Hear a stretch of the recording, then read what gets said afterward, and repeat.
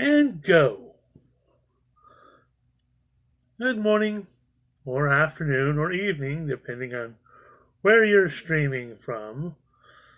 This is Brian Giles again, and I have a video here that I'm gonna make short one, hopefully, so it doesn't take a whole day to upload because of my crappy internet. But and this is not Magic the Gathering related. But it's it's another thing that I am into because I'm an old school person. I love gaming, and I like older games. I don't know why, but you know my thing is is gaming. Old, especially old RPGs. Because they're funner. It's not all the these microtransaction you know hack and slash like Dark Souls type thing where it's all about this hard difficulty and everything. Although I do like first person shooters. Like, of course, I like the older ones like Doom and Halo. It's interesting calling Halo old, but it's like, you know, 21 years old now. Like Wolfenstein 3D, back in the day. So, one game that I got into when I first got into computing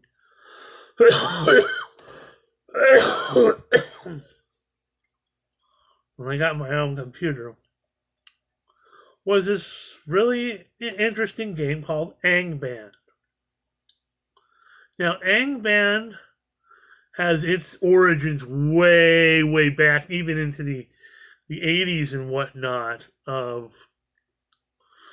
It is a one-person RPG dungeon crawler, turn-based, and it uses ASCII graphics, which is graphics that are based on characters that you can find on a keyboard. Whether through shift or function or whatever, all the characters you can find on a normal keyboard. And that's what they use for graphics, to graphically display your characters, the enemies, the walls, whatever, the floor. And like I said, it's a dungeon style, and it's the dungeons are randomized each time, so every time you play the game, it's different. And it's based in the world of J.R.R. Tolkien, Middle Earth, and it has its origins in a game called Rogue, which was what started this, and then the Rogue, and it became Moria, which is again very similar to what we have in modern day Angband, and Moria evolved into Angband. Now, if you know the Tolkien books, Moria was the dwarven city of Dwerodelf. In the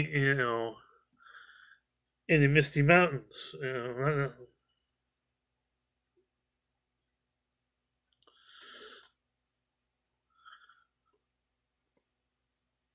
And that was the original start.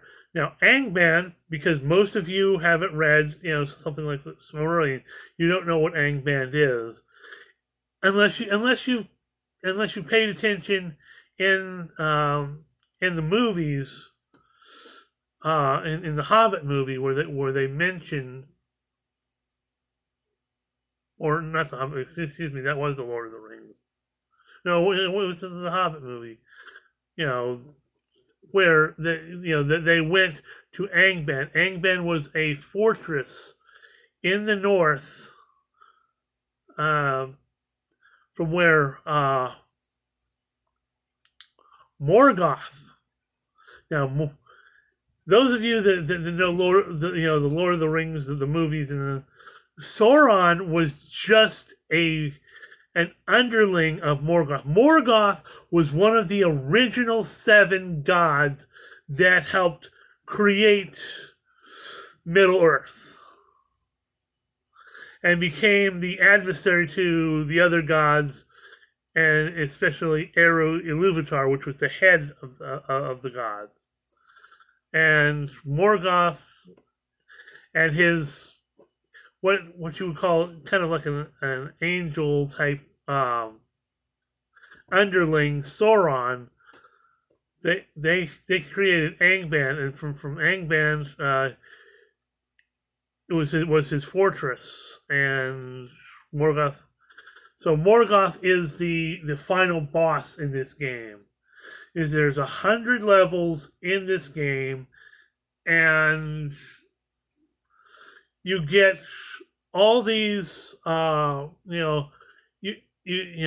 have equipment for your character, and there's regular equipment. There's what they call ego items, which are items that are you got items that have pluses on them. You got ego items, which are items that have bonuses to them, that have special powers and whatnot. And then you have artifacts. Now these artifacts are based on actual items that are found in the in the Tolkien universe, in the books that are mentioned.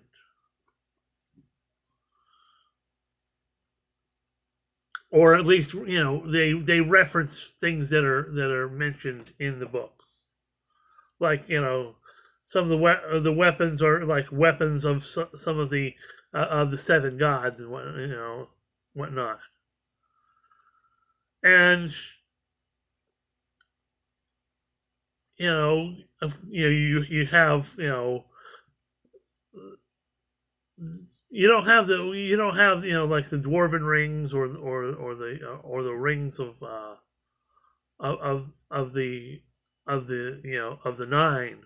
9 riders, but you do have the 3 elven rings, and you have the 1 ring.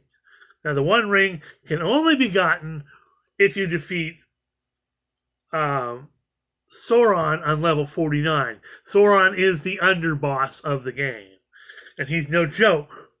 You've got to be really prepared. And this is like, level 49. You're way down in the dungeon. You faced off now in this dungeon, you have all these different, you got different monsters, and then you have,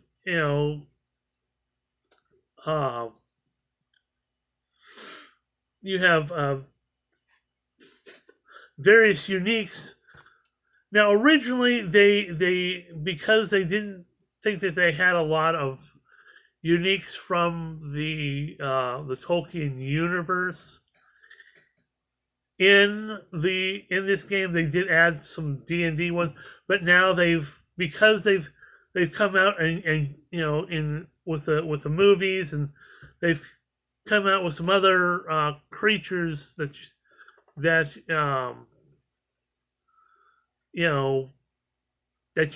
from the movies, to replace those, and they've kind of adjusted as the versions of Angband have been redone. And so in this game there are different classes that you can choose when you create your character. And you have warriors, which are basic hack and slash fighters. They don't use any kind of magic. They have to rely on scrolls and potions and rods and staffs and stuff like that. to have any use for magic. There's your mages, which are your magic using classes. Your rogues, which are your fighter mages, which rely on less offensive magic and more of the the knowledge magic. You have priests, which everyone knows as priests, which are your healers. They use divine magic and spells, knowledge and stuff like that. So it's knowledge and defense, your Jedi magic, and they have their paladins, which is they don't have as much of the magic. The paladins rely more on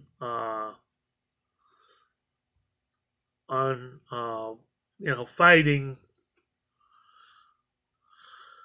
And then you have what is new now is the druids. You have druids which use nature magic and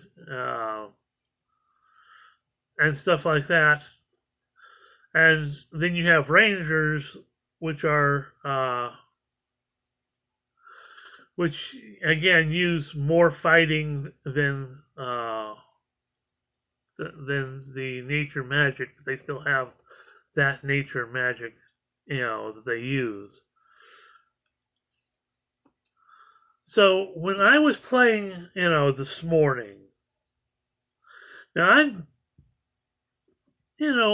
trying to build my character up, and I'm going through a level, and there's a term, and they've really nerfed it, but there used to be something that players could do called scumming.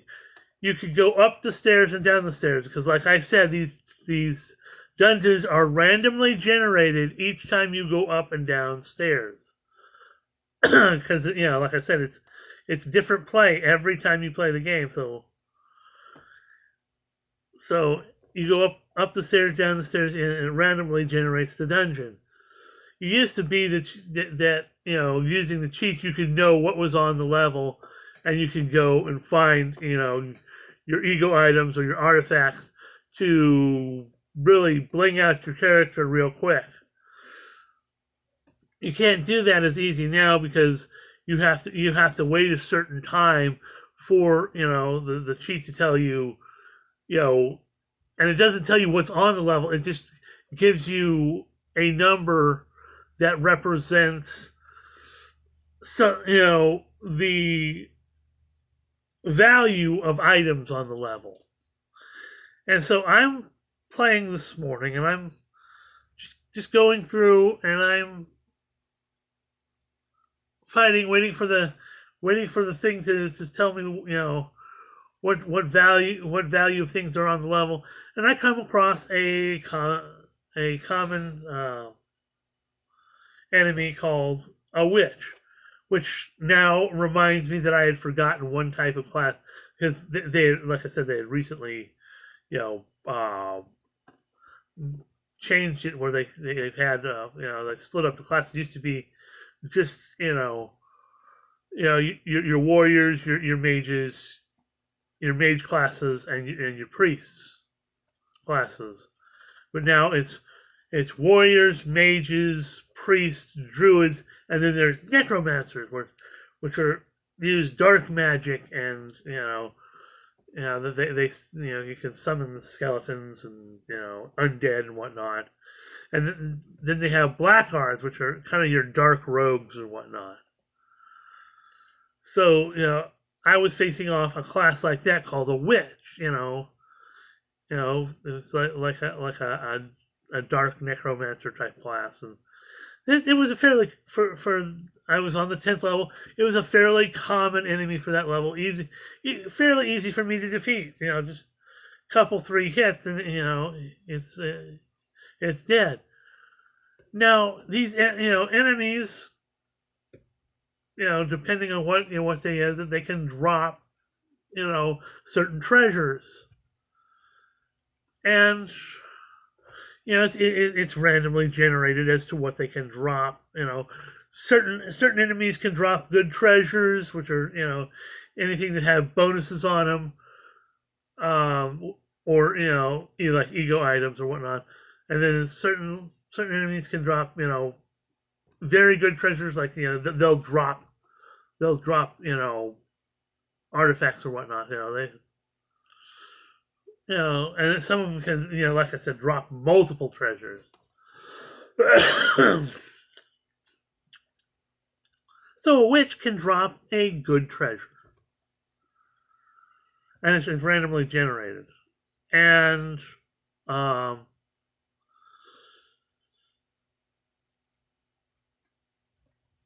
killed this witch, and it drops the artifact called Nenya.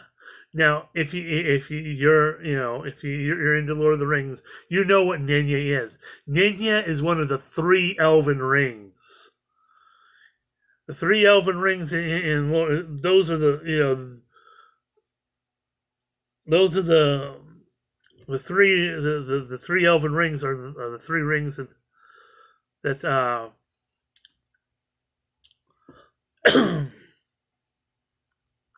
that the elves had that they hid from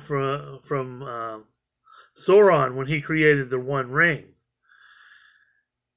And you usually don't find this ring until you're down, maybe like right before, or in the area, like when you're fighting Sauron on level 49. You might find it like a little before, between like levels 40 and 49. You might find it then. 45 to 49, is your greatest chance to find something like that. You almost never ever find that ring, that this high up. I mean, the absolute chances of that are astronomically high.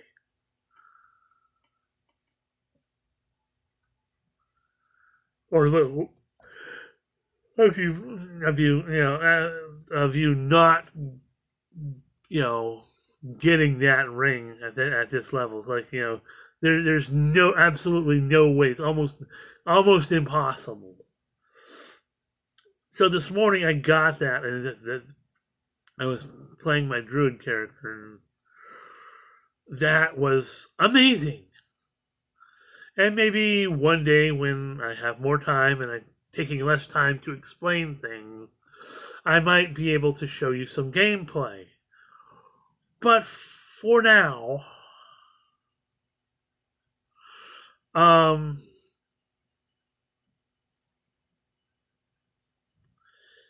this is my video. I'm going on 20 minutes now.